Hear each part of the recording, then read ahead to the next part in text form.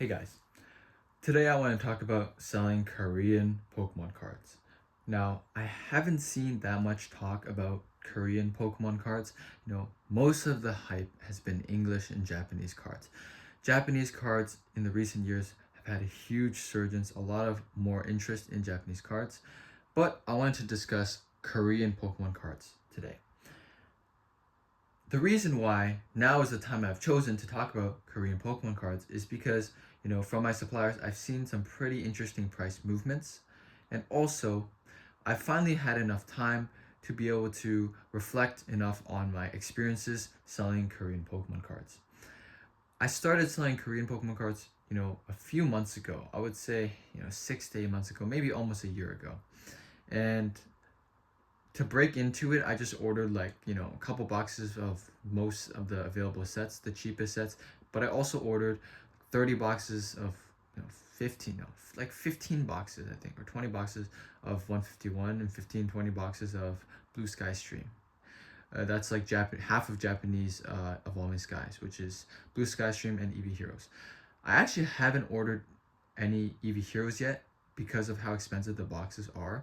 But that's definitely something that I hope to get in the near future. But after all this time, I've sold through most of my Korean boxes. So I think to date I've only sold through maybe about 100 Korean boxes. That's how much I've sold through. And I haven't even reordered any of the worst sets. I still got, maybe, around, a box left of each. So very soon I need to reorder. Like, I should be reordering it right now, but I've been putting off that task. What I did reorder recently was Korean 151, and it's actually up there with my cases because there's there's really no more room to put it down there. So it's hard to see in the lighting, but if you guys can see that box up there, it's 151 Korean, and it's 12 quantity. I only ordered 12 boxes, and the reason why is I actually had to order this locally. There has been a $30-$40 spike in Korean 151 boxes in just 1 week. So I get weekly price updates from my supplier, and the price of 151 went up like $30 in 1 week, $30 US. So I was like, yo, I need to order these immediately.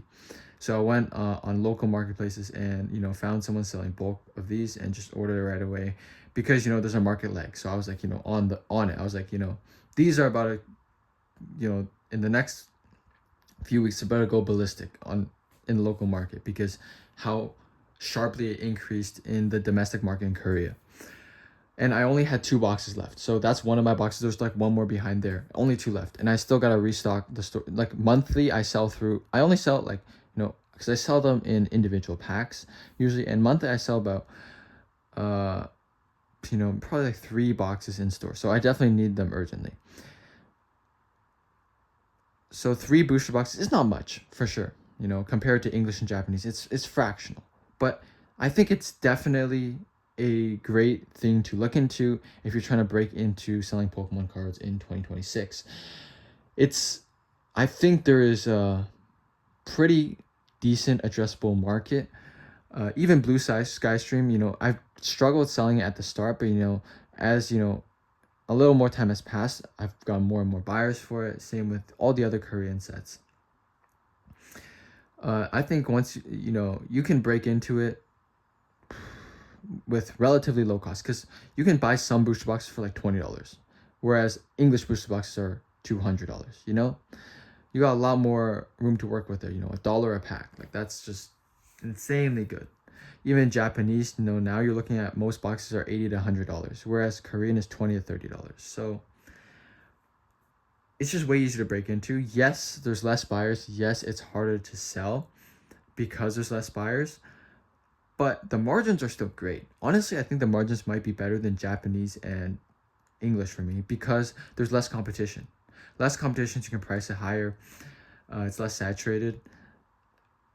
However, yes, there is less buyers, but less competition, less buyers, sometimes it evens out. And I've seen like maybe 1 or 2 people who are actually relatively successful selling just Korean cards or majority of Korean cards. And that's kind of what inspired me to give it a try, and honestly it's working out pretty well.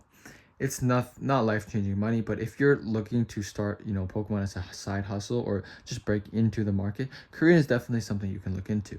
Definitely. I think, I wanted to first of all make this video now, even though I had this in my notes 3 months ago.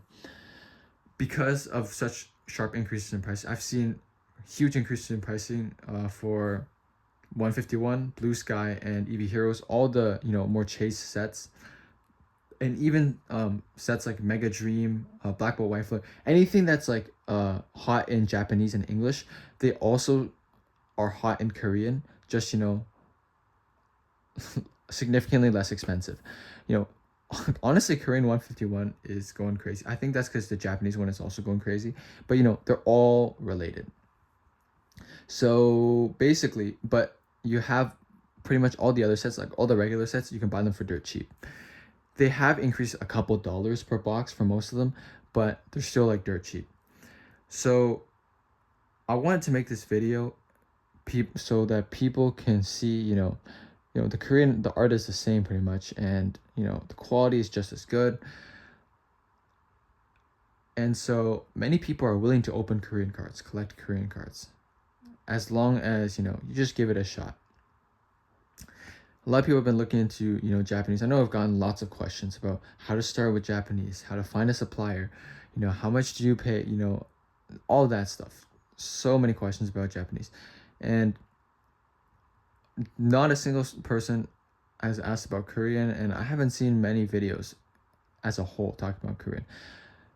I think there's no real big dealer out there right now, in the North American markets who are, selling lots and lots of Korean cards. Maybe that's because the market isn't there, but maybe that's also just because there hasn't been a big enough dog that's trying to capitalize on the market.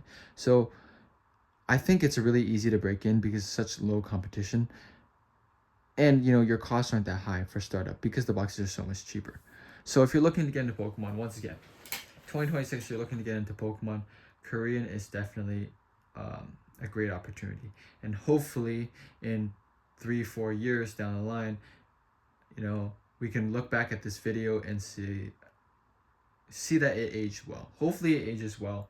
I think it's gonna age well, and I'm gonna continue ordering more Korean cards, heavily focusing on the chase ones. So if you want success selling Korean cards and you're worried when you're just starting out, I would suggest get like one of each of some of the most modern sets. Just get a couple of each, because there's some people that don't care about anything. They just want the cheapest packs.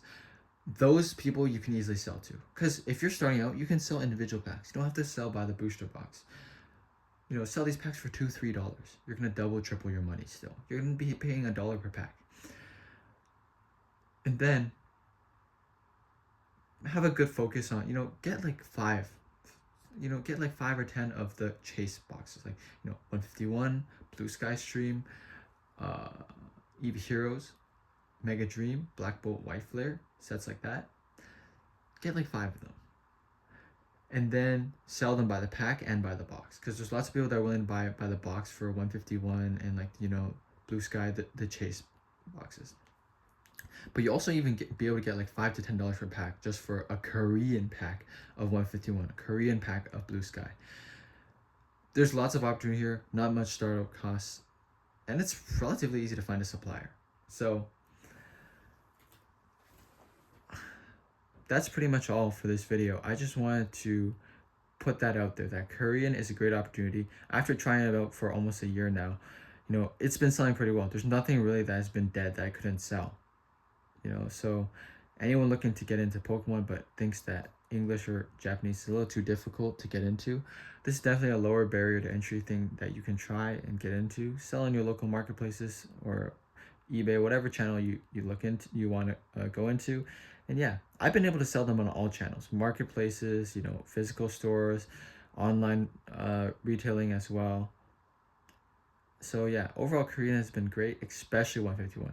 And I say that now because it just completely exploded, which is why I had to order 12 more boxes urgently from local marketplaces. But yeah, that's pretty much it for this video. Let me know if you guys have any experience selling Korean cards or if you're looking into getting into it. But yeah, I think it's a great opportunity, especially because Japanese is so crazy right now. Korean will definitely get some of the heat as well. English is crazy. The heat is similar to in Japanese, but Korean also catches some of that steam. So that's gonna be it for this video. That's just what I think and my experience on Korean cards. Let me know if in the comments if you guys have any experience or if you have any thoughts on this. And yeah, that's it for this video. Subscribe to join the journey.